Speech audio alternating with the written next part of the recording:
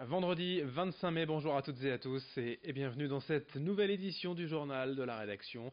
Sur Grand Lille TV en images en 8 minutes, un tour complet de l'actualité près de chez vous. On démarre, vous le savez, par vos prévisions météo.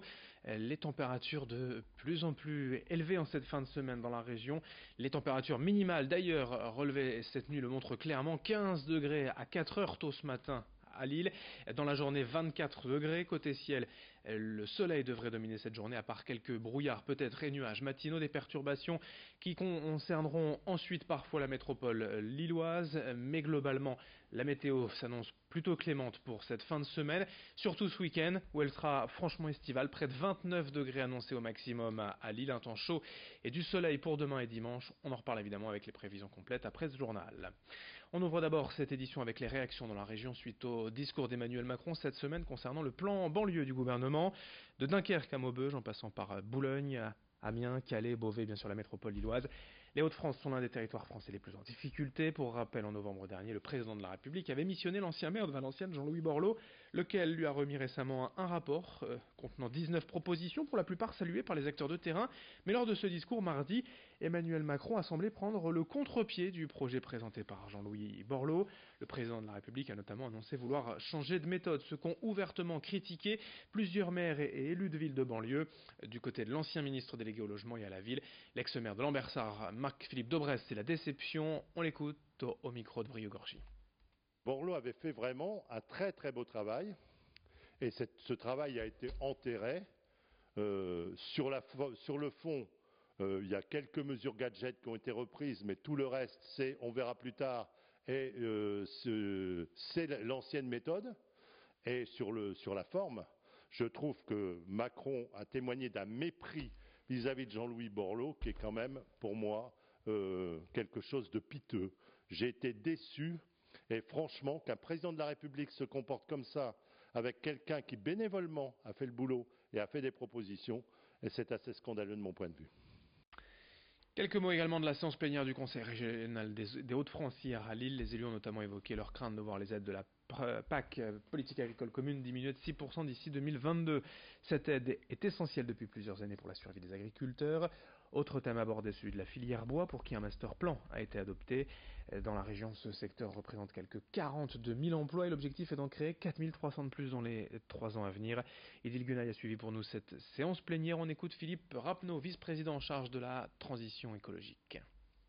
D'abord, utiliser essentiellement, favoriser l'usage dans le bâtiment de bois d'essence régionale. Utiliser les bois qui poussent chez nous plutôt que d'aller acheter du bois à l'extérieur. Et également favoriser, par exemple, le développement du chauffage ou de la production d'énergie avec cette énergie renouvelable qui est le bois. Qui pousse dans nos forêts. Aujourd'hui, il est sous-utilisé. Si on utilise plus de bois, plus de grumes pour faire du meuble, pour faire de la construction, on aura bien évidemment plus de bois en copeaux qui pourra être utilisé pour l'aspect énergétique. On enchaîne sur Grand Lille TV avec ces images d'une opération de communication de l'association Les Papillons Blancs hier à Lille. Les équipes sont allées à la rencontre des commerçants afin de les informer sur le handicap, faire tomber quelques préjugés et surtout donner des conseils pour accueillir au mieux les personnes en situation de handicap. 200 commerçants ont ainsi été sollicités lors de visites courtes mais assez efficaces. Les bénévoles de l'association étaient d'ailleurs accompagnés de personnes déficientes intellectuelles et tous ont pu échanger sur les bonnes manières de recevoir une personne handicapée dans un commerce. Xavier Silly a suivi pour nous l'une de ces visites. Déjà, il y a des fois beaucoup d'appréhension parce que l'environnement n'est pas forcément accessible, c'est-à-dire avec une signalétique adaptée, avec une simplification des informations, avec parfois des commerçants qui parlent très très vite. C'est vrai que les problèmes rencontrés par des personnes en situation de handicap mental, c'est essentiellement lié à des problèmes de compréhension, d'informations qui ne sont pas forcément adaptées. Et voilà, c'est ce qui rend compliqué en fait un choix par exemple. En bref, dans ce journal, notez qu'après 2 jours de grève à la SNCF, la circulation des trains sera de nouveau perturbée. Aujourd'hui, pour les TER et Intercités, comptez 3 trains sur 4. Mais pour les TGV, le service sera normal. Info sur ter.sncf.com ou sur l'appli SNCF, sur les routes, l'autoroute A22 à Roncq en travaux depuis cette semaine au niveau de l'échangeur 17 pour améliorer l'accès à la zone commerciale. En conséquence, jusqu'au 11 août, l'entrée vers l'autoroute depuis la départementale 639 à Tourcoing est fermée. Une déviation est mise en place via Roncq et la vitesse est limitée à 90 km/h.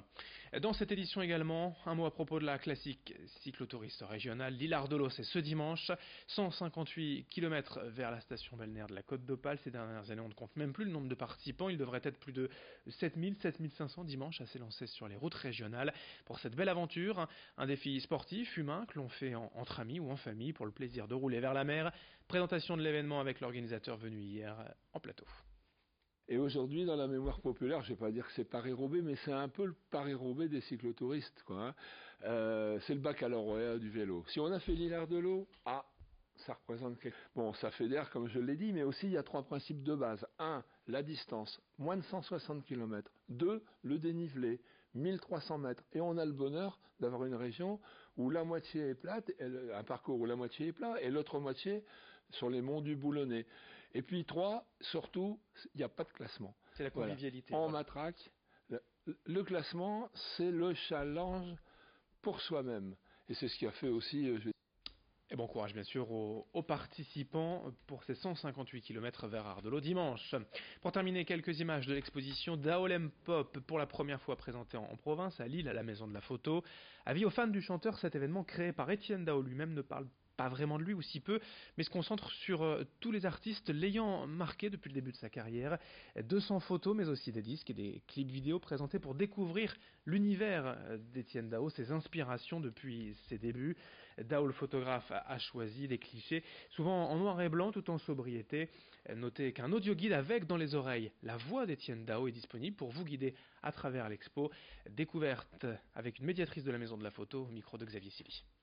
On vit simplement l'expérience à travers ses yeux, donc la volonté, c'était vraiment pas une volonté de se montrer. Pour autant, il y a quand même des petits moments intimes qu'il partage avec nous.